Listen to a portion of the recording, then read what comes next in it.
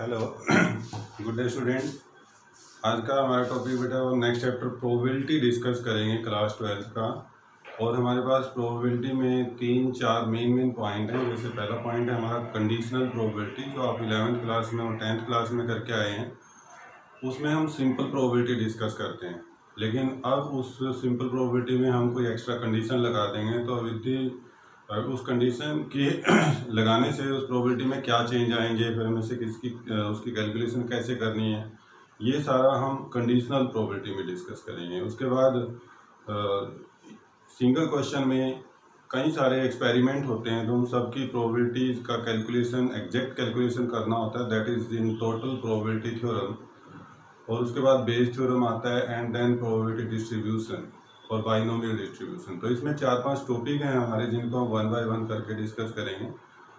और आज सबसे पहला वीडियो है इस चैप्टर का, तो हम इसमें first exercise 13.1 from your NCERT book वो हम डिस्कस करेंगे, and that is related to conditional probability. तो first of all we need to discuss what is conditional probability, ये होती क्या है। तो पहले हम सिंपल प्रोबेबिलिटी से शुरू करते हैं, जो हम 10th और 11th में ऑलरेडी करके आए हुए हैं। तो let we start this chapter with this topic. This is exercise 3.1 from NCERT book. और जो सिंपल प्रोबेबिलिटी जो हम 11th और 12th में डिस्कस करके आए हैं बेटे, उसको अगर आप सोचो तो क्या होती है वो सिंपल प्रोबेबिलिटी। 10th में, इवन 9th और 8th क्लास में भी आजकल आ गई है ये। तो आपने देखा होगा कि आप कोई भी, एक्चुअल में हम 2 तरह के एक्सपेरिमेंट करते हैं जब भी प्रोबेबिलिटी का क्वेश्चन आता है। एक होता है स्पेसिफिक एक्सपेरिमेंट, दूसरा होता है रैंडम एक्सपेरिमेंट। स्पेसिफिक एक्सपेरिमेंट वो होते हैं जिनमें हमें नेक्स्ट स्टेप के बारे में पता होता है कि what will be going on, what will be the next step. तो जहां हमें नेक्स्ट स्टेप के बारे में पता होता है, वहां प्रोबेबिलिटी का कोई कॉन्सेप्ट नहीं रह जाता।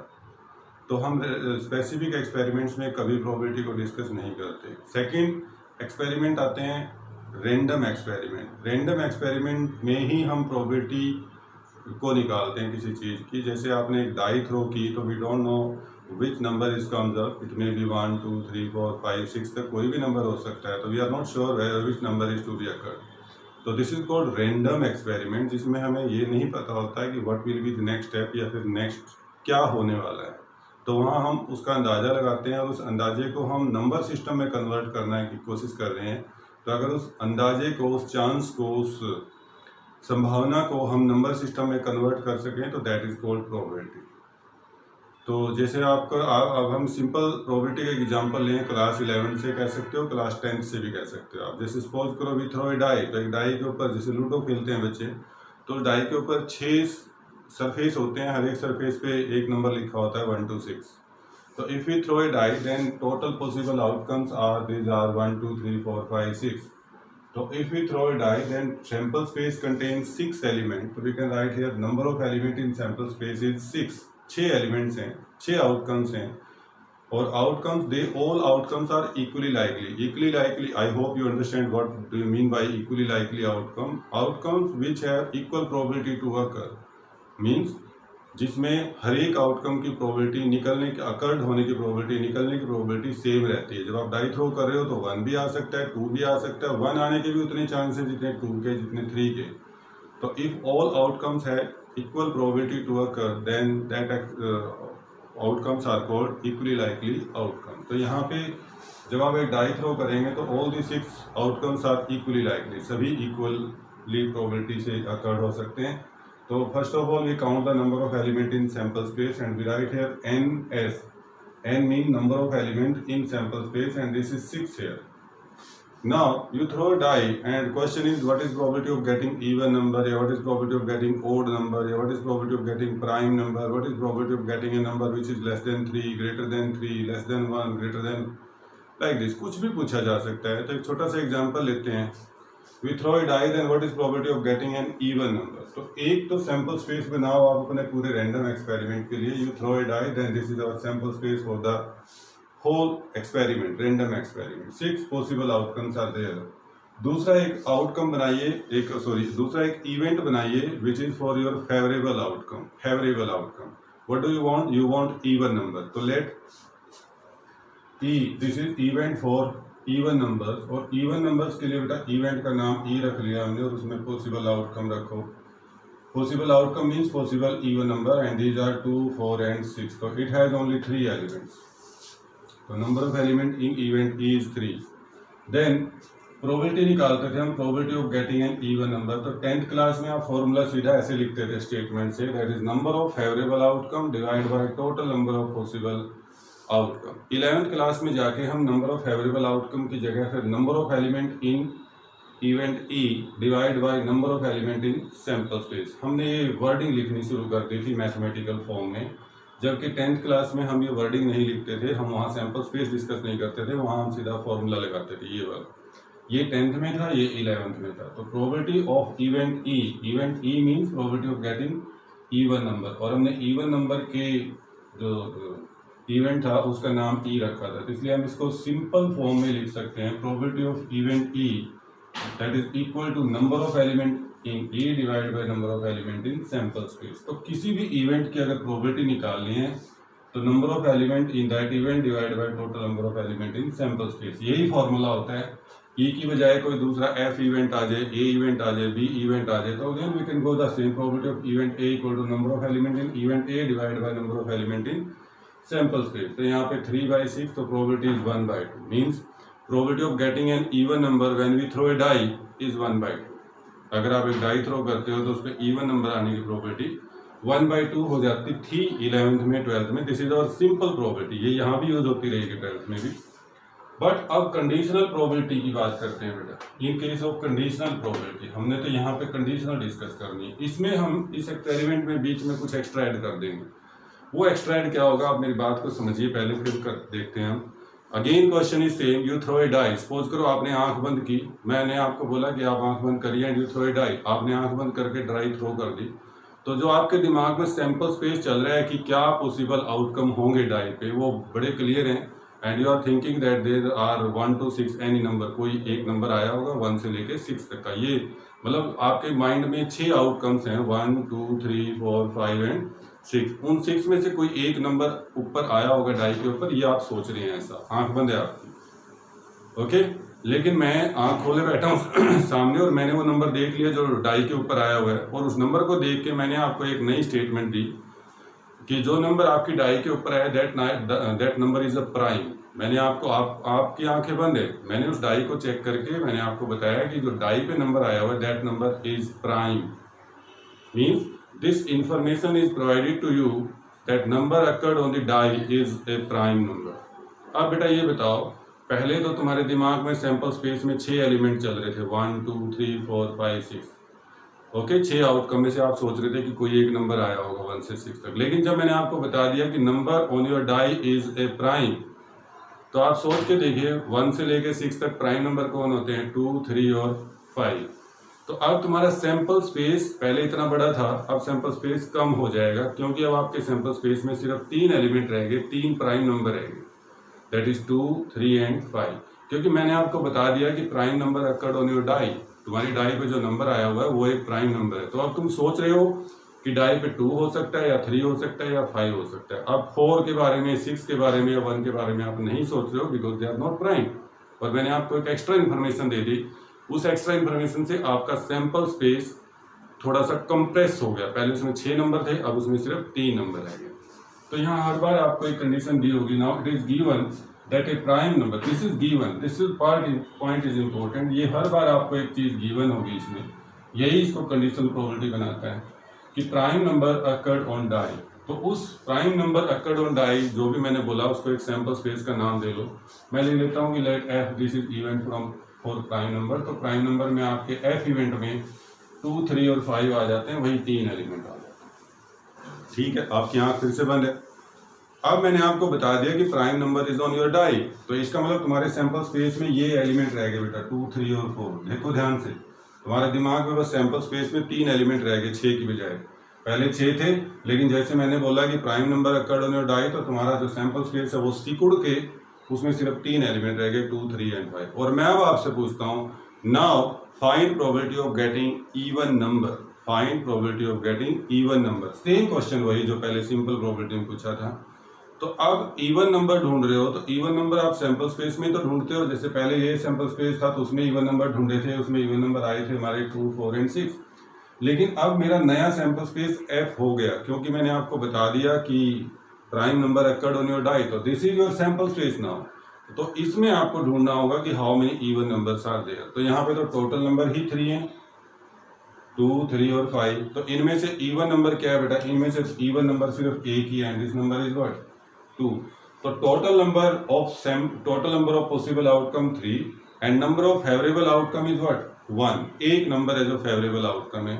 तो इसको हम ऐसे लिखेंगे बेटा, द क्वेश्चन आया find probability of getting an even number. तो let E, this is event for even number, जैसे वही है तो ई में हमारे पास 2, 4, 6 आ जाता है। तो now question is how can write it. Question आएगा कि find probability of getting even number when a prime number occurred on your die. इस क्वेश्चन को जो हम पूरी स्टेटमेंट्स को पढ़ेंगे तो हमें ऐसा स्टेटमेंट दी जाएगी कि find probability of getting an even number when it is known to us that prime number occurred on your die. It is known to us means ये तुम्हें बता दिया गया है, तुम्हें पता है कि डाई के ऊपर एक प्राइम नंबर आया होगा। इस स्टेटमेंट को आप कई तरह से लिख सकते हो। Probability of getting even number when it is given that odd number occurred on your die. तो ऐसी स्टेटमेंट आएगी बेटे, probability of getting even number की प्रोबेबिलिटी निकली है when it is given to us that prime number occurred on your die, जब आपकी die के ऊपर प्राइम नंबर आ चुका हो। Probability of getting even number वही जैसे यहाँ पे probability of getting even number, लेकिन अब की बार कंडीशन आ गई। कंडीशन क्या है कि गिवन तुम्हें बताया गया है कि prime number already occurred on your die. तो इस लंबी सी स्टेटमेंट को शॉर्ट में कैसे करें? Probability of getting even number, तो इवन नंबर के लिए हमने इवेंट ई लिया था, तो यहाँ पे इवन नंबर लिखने के बजाय हम लिख सकते हैं probability of event E when prime number occurred on your die. तो प्राइम नंबर के लिए हमने इवेंट एफ लिया था, तो यहाँ पे prime number occurred on die के बजाय हम लिख सकते हैं probability of event E when event F already occurred. तो हम इसको शॉर्ट कर लेंगे, probability of event E means probability of even number when prime number already occurred.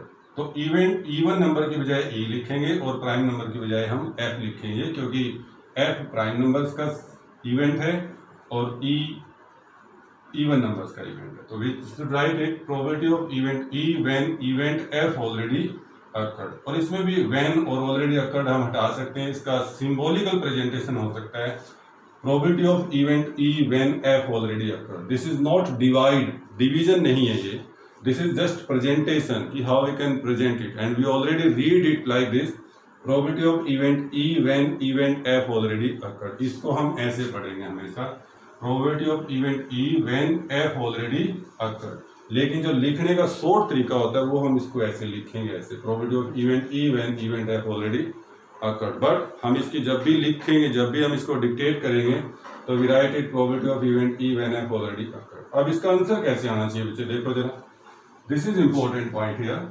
तो आप देखो, मैंने कहा कि E prime number occurred on your die, इसका मतलब तुम्हारा सैंपल स्पेस में 3 एलिमेंट है। तो 3 एलिमेंट है तो टोटल 3 एलिमेंट, जैसे पहला फॉर्मूला था number of element in favourable divide by total number in sample space. तो सैंपल स्पेस में तो 3 हुए और उन तीनों में आपका फेवरेबल कौन है? हमने पूछा what is probability of even number, तो there is only 1 even number, तो इसका मतलब 1 फेवरेबल, तो आंसर 1/3 आना चाहिए। अब 1/3 के लिए फॉर्मूला कैसे तैयार करें बेटा?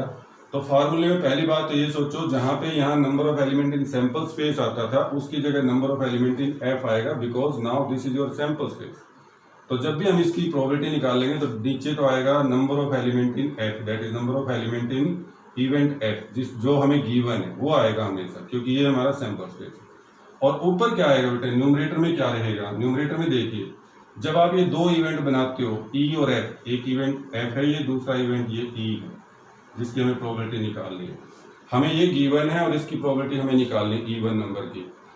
प्राइम नंबर का इवेंट हमें गिवन है और इवन नंबर की हमें प्रोबेबिलिटी निकालनी है बेटा। तो देखो जरा, दोनों इवेंट में वही कॉमन है जिसकी प्रोबेबिलिटी निकलेगी। कॉमन पार्ट देखो, ये 2 यहाँ पे भी है और 2 यहाँ पे भी है, तो इवेंट ई और इवेंट एफ में वही चीज कॉमन होगी जिसकी प्रोबेबिलिटी हमें पूछी जाएगी।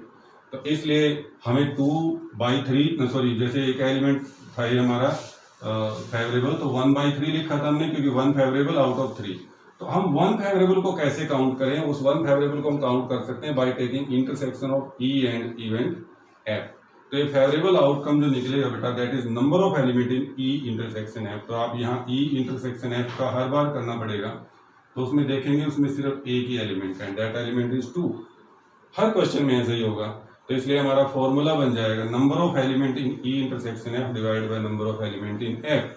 तो ई इंटरसेक्शन में एक एलिमेंट है और एफ में 3 एलिमेंट्स है। तो our probability is 1/3। This is our conditional probability and this is simple question. मैं फिर रिपीट कर रहा हूँ कि a die is thrown, then what is probability of getting even number? What is probability of getting even number when it is given that prime number occurred on your die? तो जरा अपने question में ठीक से manage करिए। सबसे पहले तो क्या थ्रो किया गया, डाई, तो उसके लिए एक सैंपल स्पेस बनाइए, दिस वन। फिर आप जो गिवन है उसके लिए एक सैंपल स्पेस बनाओ, जो इवेंट गिवन है। तो गिवन क्या है, prime number occurred on your die, तो उसके लिए हमने एक इवेंट एफ बना लिया। तो एफ में आप आउटकम लिख लो जितने भी आते हैं। फिर आप देखो किस चीज, कौन सा इवेंट की प्रोबेबिलिटी आपको निकालनी है, probability of getting even number. तो even number, probability of getting even number. तो इवन नंबर में क्या क्या आता है बेटा, सैंपल स्पेस से 2, 4 और 6। अब जो तुम्हारे दो इवेंट है ई और एफ, उन दोनों का इंटरसेक्शन कर लो। और फिर आपसे पूछा गया probability of event E when event F already occur. इसको आपने लिखना है ऐसे, probability of event E when F already occur. तो number of element in their intersection divide by number of element in F. ये हमारा टोटल फॉर्मूला बन जाता है और सारा क्वेश्चन हमारा इसी के, हमारी जो फर्स्ट एक्सरसाइज है वो इसी के चारों तरफ घूमेंगे बेटा। तो इसको मैं थोड़ा फॉर्मूले को और एक्सटेंड करके लिखता हूँ। तो किसी भी क्वेश्चन में जो आपका टोटल रिजल्ट रहेगा यहाँ क्वेश्चन का, किसी भी क्वेश्चन में this is not very important point जो मैं लिख रहा हूँ। आप बेटा किसी भी क्वेश्चन में नंबर 1 सबसे पहले सैंपल स्पेस आएगा, वट एवर क्वेश्चन कितना भी बड़ा हो छोटा हो। उसके बाद आपके पास 2 इवेंट आएंगे ई और एफ, उनमें से एक इवेंट की प्रोबेबिलिटी आपको निकालनी है और दूसरा इवेंट आपको गिवन होगा। हो सकता है ई गिवन हो, एफ की निकालनी हो सकता है एफ गिवन हो, ई की निकालनी हो। वो आपको स्टेटमेंट पढ़ के पता लगेगा। जैसे यहाँ पे ई की निकालनी थी, एफ गिवन है। उल्टा भी हो सकता है कि एफ की निकालनी और ई गिवन है। तो ऐसे केस में बेटा ई हो गया, एफ हो जाता है, फिर आप निकालो ई इंटरसेक्शन है, तो ई और एफ का इंटरसेक्शन निकाल लेंगे। देन 2 बातें बनती हैं। Number 1 probability of event E when event F already occur. तो इसका लिखा फार्मूला हमने अभी भी, that is number of element in E intersection F divide by number of element in F. या फिर उल्टा हो सकता है बच्चे, और probability of event F when E already occur, ऐसे भी हो सकता है। तो this is number of element in E intersection F divide by number of element in E. इन दोनों में से कई बार दोनों पूछ लेता है, तो आपको फॉर्मूला एक ही है, ई व्हेन एफ गिवन, तो ई और एफ का इंटरसेक्शन आएगा। एफ व्हेन ई गिवन, तब भी एफ और ई का इंटरसेक्शन आएगा। तो इसको ई इंटरसेक्शन एफ लिख लो या एफ इंटरसेक्शन ई लिख लो, दोनों सेम है। तो यहाँ पे probability of E when F given है तो नीचे एफ लिखा जाएगा, probability of F when E given है तो नीचे number of element in E लिखा जाएगा। तो this is most important part for exercise first as well as second exercise में भी हमें इनकी जरूरत पड़ेगी। बट अभी साथ साथ ही मैं इसमें थोड़ा सा और चेंज कर देता हूँ, थोड़ा सा और एक्सटेंड कर देता हूँ पॉइंट को। आई होप मैं इसी में यहीं पे लिखूंगा, आई होप मैं यहाँ रफ काम कर रहा हूँ। पहले आप जानते हैं कि किसी भी प्रोबेबिलिटी, किसी भी इवेंट की अगर हम प्रोबेबिलिटी निकालें, कोई भी इवेंट हो, चलो ए ले लिया, ये अपनी 10th और 9th क्लास से देखो, तो उसकी प्रोबेबिलिटी में आप लिखते हो number of element in A divide by number of element in sample space. जो इवेंट में जितने एलिमेंट्स हैं उनको number of element in sample space से आप डिवाइड कर देते हो, तो टोटल प्रोबेबिलिटी निकल जाती है उस इवेंट की। तो बच्चे यहाँ पर किसी चीज की प्रोबेबिलिटी निकालने के लिए number of element in the event divide by number of element in sample space. तो अगर मैं इन दोनों फॉर्मूलों को देखूं ध्यान से, तो मैं जो पहले वाला रिजल्ट है, मैं रफ काम कर रहा हूँ यहाँ पे, आपको फिर वहीं लिखाऊंगा ऊपर ही। Probability of event E when F already occurred है, इसका फॉर्मूला लिखा हुआ हमने, number of element in E intersection F divide by number of element in F. क्या मैं इस फॉर्मूले को न्यूमरेटर और डिनोमिनेटर को number of element in S से डिवाइड कर दूं? न्यूमरेटर और डिनोमिनेटर दोनों को डिवाइड कर दो number of element in sample space. तो देखना बच्चे क्या होगा, number of element in E intersection F divide by number of element in S, और नीचे number of element in F divide by number of element in sample space. It's like this. मैंने numerator denominator दोनों को number of element in sample space से divide कर दिया। और अब अपना 10वीं क्लास वाला फॉर्मूला मैंने बताया अभी भी, क्या होता है, किसी भी इवेंट की प्रोबेबिलिटी निकालनी है तो number of element in A divide by number of element in sample space होता है। तो यहाँ पे जो डिनोमिनेटर पहले उसको चेक करिए, this is number of element in F divide by number of element in sample space. It means जो तुम्हारा डिनोमिनेटर है that is nothing but probability of F, yes. और जो बेटा न्यूमरेटर है तुम्हारा, this is number of element in E intersection F divide by number, तो this is nothing but probability of E intersection F. तो अभी हमारे पास एक नया फॉर्मूला भी बन जाता है, दूसरा फॉर्मूला बन जाता है बिल्कुल ऐसा ही कि अगर हमें प्रोबेबिलिटी निकालनी है इवेंट ई की व्हेन इवेंट एफ ऑलरेडी अकर, जैसे यही फॉर्मूला है, तो अगर हमारे पास इवेंट हैं तो उनके हम नंबर काउंट कर सकते हैं, नंबर ऑफ एलिमेंट। लेकिन कई बार नंबर इवेंट नहीं होंगे तो नंबर ऑफ एलिमेंट्स काउंट नहीं कर पाएंगे, तो उस केस में प्रोबेबिलिटी दे रखी होंगे तो आप प्रोबेबिलिटी काउंट कर सकते हो, probability of E intersection F divide by probability of F. तो जहाँ पे एन लिखा हुआ बस वहाँ पे पी आना है। और ये तुम्हें समझाने के लिए था कि एन की बजाय पी का मतलब भी वही होता है, कोई फर्क नहीं पड़ेगा। सिमिलरली दूसरे के लिए probability of event F when event E already occurred, this is also probability of event E intersection F, या एफ इंटरसेक्शन ई कर लो तो सेम होता है, डिवाइड बाय प्रोबेबिलिटी ऑफ ई। तो ये बच्चे आप ये दोनों बॉक्स समझ के रखिए, ये चीज भी बना लो, बल्कि आपकी पहली एक्सरसाइज और दूसरी एक्सरसाइज की शुरुआत हम इसकी हेल्प से करेंगे। तो फर्स्ट एक्सरसाइज में हमारे पास बस यही यूज होगा जो मैंने बात लिखी है। हर एक क्वेश्चन में एक सैंपल स्पेस बनेगा, इवेंट दे रखे होंगे, उनका इंटरसेक्शन निकालना। कईयों में सीधे इवेंट दे रखे होंगे, कईयों में इवेंट निकालने होंगे, तो कईयों में सीधा प्रोबेबिलिटी भी दे रखी होगी। तो हम देख लेंगे कि हमें किस तरह से कौन सा क्वेश्चन सोल्व करने हैं, बट इससे ज्यादा हमारे पास कुछ भी यूज नहीं होगा। And one very important point is this कि ये जो फॉर्मूले लगा रहे हैं हम प्रोबेबिलिटी के या किसी चीज के, ये फॉर्मूले उन्हीं क्वेश्चंस में एप्लीकेबल हैं जहां पे आउटकम्स इक्वली लाइकली हों। जैसे डाई थ्रो किया आपने तो उसमें 1 आने के चांस भी उतने ही होते हैं जितने 2 आने के, जितने 3 आने के। बट कुछ क्वेश्चंस ऐसे भी होते हैं जहां आउटकम इक्वली लाइकली नहीं होते। उसमें जैसे आपने कॉइन थ्रो किया तो हम कह दें कि हेड आने के चांस 75% है और टेल आने के चांस 25% है, तो it means outcomes are not equally likely. तो वहां पे हम इन क्वेश्चंस में ये फॉर्मूले अप्लाई नहीं करेंगे, वहां पे प्रोबेबिलिटी निकालने का तरीका अलग हो जाता है क्योंकि आउटकम्स की प्रोबेबिलिटी अलग अलग है। तो हमारे पास फर्स्ट एक्सरसाइज में ऐसे 2 क्वेश्चन है, एक एग्जाम्पल और एक क्वेश्चन, लास्ट क्वेश्चन 15 क्वेश्चन और एक लास्ट एग्जाम्पल, एग्जाम्पल 7 और क्वेश्चन नंबर 15, उनको मैं अलग से कराऊंगा। उनके अलावा बाकी कंप्लीट एक्सरसाइज 13.1 विद एग्जाम्पल्स आपकी इस नॉलेज से जो मैं अब तक बता चुका हूँ उससे कंप्लीट हो जाएगी, except example number 7 and question number 15, उनको हम अलग से करेंगे अलग वीडियो में। तो now let's start question from this one and you must remember these 2। ये जो 2 टेबल बनी है इनके बगैर कुछ नहीं होगा, इनको आपने अपनी कॉपी पे लिख के उसके बाद क्वेश्चन शुरू करने हैं। तो चलिए शुरू करते हैं बच्चे। फर्स्ट एक्सरसाइज, सॉरी अपनी बुक निकाल लो, आपके पास बुक होनी चाहिए तभी आपको बात पता लगेगी कि क्या हम डिस्कस करना चाह रहे हैं। तो आप 13.1 एक्सरसाइज का बेटा फर्स्ट क्वेश्चन देखिए। व्हाट इज सेड, ये पहले कुछ क्वेश्चन, पहले 5 क्वेश्चन बड़े सिंपल से दे रखे हैं। Given that E and F are event such that probability of E 0.6, question number 1 है probability of E this is 0.6, probability of F this is 0.3 and probability of E intersection F this is 0.2, ये 0.2 दे रखी है। Then he said find probability of, वो कहता है find probability of E when F already occur, एक तो ये निकालना है और दूसरी बार उसने पूछा also find probability of F when E already occur. तो हमारी जो दूसरी टेबल के रिजल्ट थे वो लग जाएंगे सीधे बच्चे, और आपने वो रिजल्ट लगाने हैं। पहले फॉर्मूले लिखेंगे उसके बाद क्वेश्चन को कंप्लीट करेंगे।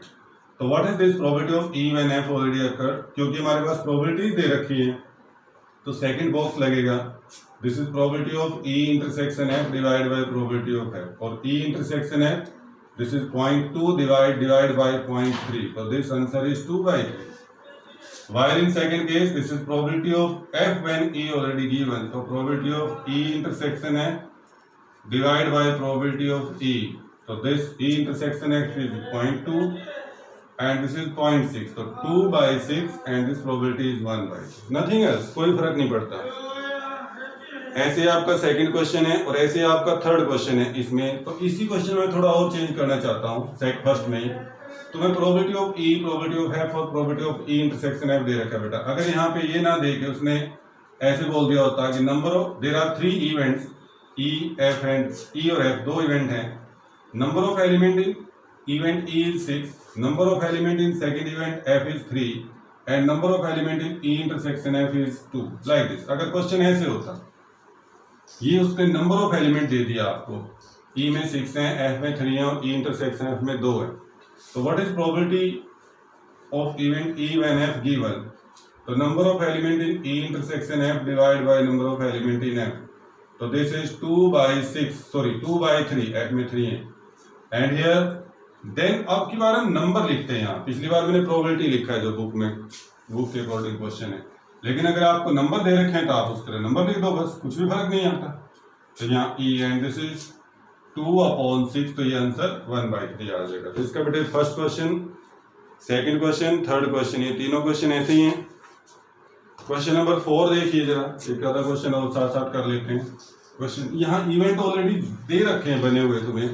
क्वेश्चन नंबर 4 में कहता है probability of A union B निकालना है। He said find probability of A union B. A union B की प्रोबेबिलिटी आपको निकालनी है। This is when it is given to us when twice of probability of A is equal to probability of B, 2 times of probability of A equal to probability of B equal to 5/13, 5/13 के equal है, and probability of A when B already occurred, this is 2/5, ये 2/5 के equal.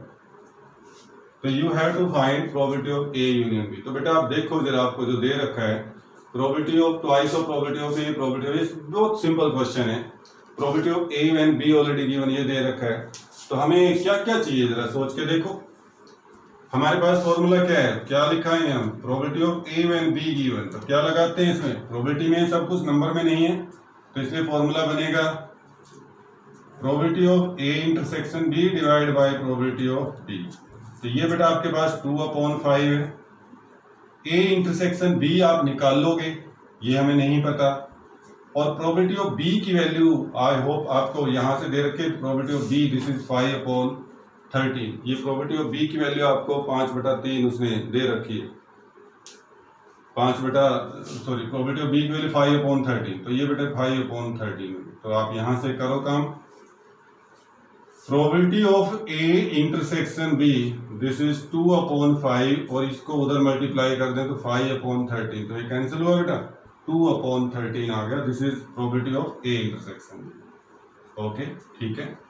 अब एक probability of A union B निकालना है मुझे, जरा सोच के देखिए ए यूनियन बी। तो आप याद करो 11th क्लास की थ्योरम में probability of A plus probability of B minus probability of A intersection B, याद करो जरा। सेट्स में आता था, सेट्स में यहाँ number of element in A union B equal to number of element in A plus number of element in B minus number of element in A intersection B होता था, और सेम प्रोबेबिलिटी में भी होती है, तो एन की जगह पी आ जाता है, सेम रिजल्ट। तो अगर मुझे probability of A union B निकालना है तो probability of A, probability of B और probability of A intersection B मेरे पास होना चाहिए। तो प्रोबेबिलिटी ऑफ बी मेरे पास 5/13 है, probability of A intersection B मैंने निकाल ली 2/13 है। तो बेटा मेरे पास प्रोबेबिलिटी ऑफ ए, वो प्रोबेबिलिटी ऑफ ए यहाँ से निकाल लो, twice probability of A equal to 5/13 है बच्चे, तो यहाँ से प्रोबेबिलिटी ऑफ ए तुम्हारी 5/26 हो जाएगी, 5/26। तो जस्ट खत्म काम।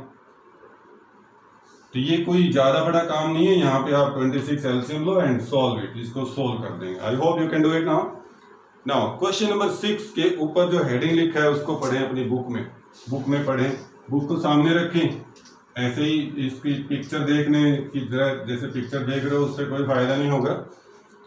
इसने लिखा है क्वेश्चन नंबर 6 के ऊपर कि determine probability of E when F given in question number 6 to 9। Question number 6 to 9 में आपको probability of E when F already ये निकालना है। मैं दोनों बोल देता हूँ, एफ व्हेन ई गिवन ये भी निकाल दो। बुक में तो सिर्फ एक पूछा हुआ है, मैं कह रहा हूँ दूसरा भी निकाल दो, दोनों निकाल दो, क्योंकि दोनों का तरीका सेम है, एक जैसे ही होगा दोनों। तो लिसन किस तरह से करेंगे हम इसे। ये कहता है एक coin is toss 3 times। Question number 6 का फर्स्ट पार्ट ले लो बेटे, first part. A coin is thrown 6 time, तो पहले तो मैंने कहा था अभी सैंपल स्पेस बनाओ, तो sample space a coin is thrown 6 time, तो सैंपल स्पेस में 10वीं क्लास से बनाते आ रहे हो आप H T H T H H T T like this, इस तरह से कुछ H T T T H T then T T H और लास्ट में बेटा टी टी और टी। तो यहाँ पे number of element in sample space this is 2⁻³ क्योंकि कॉइन के 2 फेस होते हैं, उसको 3 बार थ्रो किया गया, तो 2⁻³ 8 आउटकम है, काउंट कर लो चाहे। Then where E head on the third toss, तो ई एक इवेंट है, this is head on third toss, आपको ऐसे लिखना है हेड ऑन थर्ड टोज। तो बेटा ही में देखो हेड कहाँ पे आता है थर्ड टोज पे, 1 2 3 और एक और ये 4, तो H H H then H T H then T H H and then T T H. तो there are 4 elements in E and 1 more event is given. यहाँ पे इवेंट में काउंटिंग या प्रोबेबिलिटी नहीं दे रखी बल्कि इवेंट डिफाइन किए हुए, तो तुम इवेंट बना लोगे और फिर उनमें नंबर ऑफ एलिमेंट काउंट कर लेंगे। तो बेटे इसमें दूसरे एफ में कहते हैं head on the first 2 tosses, this is event head on first 2 tosses, पहले 2 टोसेज में हेड होना चाहिए, तो पहले 2 टोसेज में हेड देखो बेटा, एक तो ये है और एक ये है, ये 2 आएंगे बस इसमें एफ में, तो एच एच एच और इधर एच एच और टी, तो 2 आ गए। तो अब आपको निकालना क्या है, फिर से मैं क्लियर कर रहा हूँ, probability of E when F given, तो क्या फॉर्मूला होगा, number of element in E intersection F divide by number of element in F. तो ई इंटरसेक्शन एफ, ई और एफ है, तो मैंने यहाँ बोला था आपको जब शुरू में ही, हर बार आपको ई इंटरसेक्शन एफ की जरूरत पड़ेगी। तो how many elements are common, only 1 H H H, एक कॉमन है, तो बेटा यहाँ लिख दो number of element in E intersection F 1, तो दिस इज 1। नीचे पूछा है number of element in F, तो यहाँ पे नंबर ऑफ एलिमेंट एफ भी लिख दो, दिस इज 2, तो ये तो आंसर आ गया 1/, जो बुक में पूछा है। अगर तुम उल्टा दूसरे वाला भी निकालना चाहते हो, probability of F when E already given, तो तब भी हमारा formula number of element in E intersection F divide by number of element in E, तो 1 divide by E, how many elements are there, तो यहाँ पे मेंशन करिए इसमें 4 एलिमेंट्स है, तो प्रोबेबिलिटी इज 1/4, इसकी प्रोबेबिलिटी बेटे 1/4 हो जाएगी, बिल्कुल एग्जैक्टली सेम ऐसे ही आपके क्वेश्चन नंबर 9 तक सारे के सारे क्वेश्चन ऐसे ही हैं, इसी तरह से होते चले जाएंगे बच्चे। अब सिर्फ एक्सेप्ट क्वेश्चन नंबर 15, इसका लास्ट क्वेश्चन मैंने बताया, उस क्वेश्चन में आउटकम इक्वली लाइकली नहीं है, तो वो क्वेश्चन आपको मैं अगली वीडियो में डिस्कस करेंगे हम, लेकिन उससे पहले जितने भी क्वेश्चन हैं वो सारे के सारे कर सकते हो। जैसे क्वेश्चन नंबर 12 देखिए बेटा, 12वां क्वेश्चन देखो, assume that each born child is equally likely to be a boy or a girl, तो आपकी बात, and if a family has 2 children, किसी फैमिली में बेटे 2 बच्चे हैं, and each born child is equally likely boy और गर्ल, तो दोनों बॉय हो सकते हैं B1 B2, या पहला बॉय दूसरा गर्ल हो सकती है, या पहली गर्ल दूसरा बॉय हो सकता है, या दोनों गर्ल भी हो सकते हैं। It is given to us that they are equally likely to be born, तो sample space is like this having 4 elements. तो अब आगे चेक करो, तो 2 आपको इवेंट भी दिए होंगे उसने। What is conditional probability that both are given, both are girls, तो आप बेटा उसके इवेंट बना लो, let E this the event that both are girls, दोनों की दोनों लड़कियां हो, तो दोनों की लड़कियां, तो दोनों तो एक ही इवेंट है, एक ही आउटकम है ना।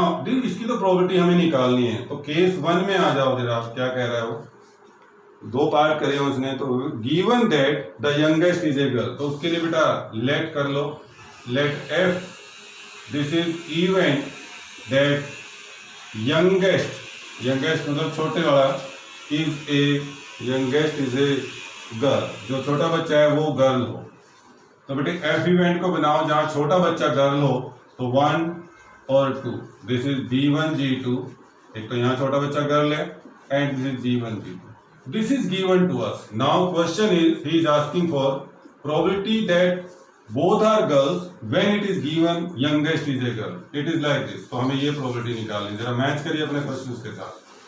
We are looking for probability of event E when event F already occurred, probability of having both are girls when it is given that youngest is a girl, if like this. तो इसमें बेटे number of element count कर लेंगे हम, number of element in E intersection F divide bye, ये formula जब होगा तो हमें क्वेश्चन समझ में आ जाएगा। अब एफ में तुम्हारे पास दो एलिमेंट हैं, ठीक है, तो दो लिख देंगे।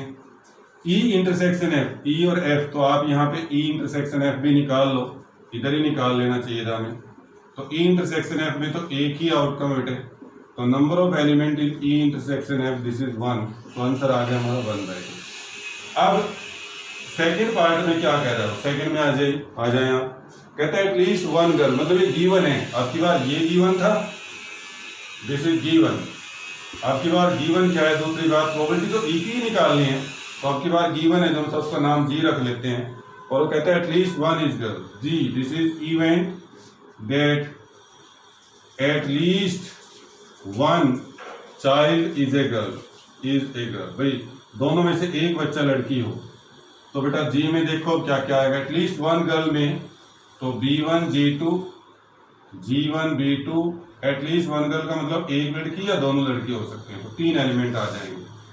And then question is again same, we need to find probability that both are girls, probability तो एक ही निकालनी है, लेकिन अब की बात दे क्या रखा है कि at least one child is a girl, अब की बात इवेंट जी दी है, तो फॉर्मूला फिर से वही, number of element in E intersection G divide by number of element in G. तो बेटा ई इंटरसेक्शन जी, तो ई का और जी का इंटरसेक्शन फिर से निकाल लो,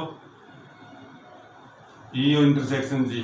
तो यहाँ पे ये समझदारी से काम करना है, तो आप देखेंगे ई में एक ही है, तो G1 G2 बस एक ही एलिमेंट आएगा, तो यहाँ पे लिख लो आप number of element in E intersection G that is 1, और number of element in G वो तुम्हारे पास 3 है बेटे, तो ये प्रोबेबिलिटी 1/3 आ गई। आपका जो होमवर्क है वो आप क्वेश्चन नंबर 15 को छोड़ के 13.1 एक्सरसाइज में, और एग्जाम्पल नंबर 6 नहीं है, 7 है, एग्जाम्पल नंबर 7 और क्वेश्चन नंबर 15, ये 2 मैं करवाऊंगा, उसके अलावा आप पूरी एक्सरसाइज कंप्लीट कर सकते हैं। Okay, good day.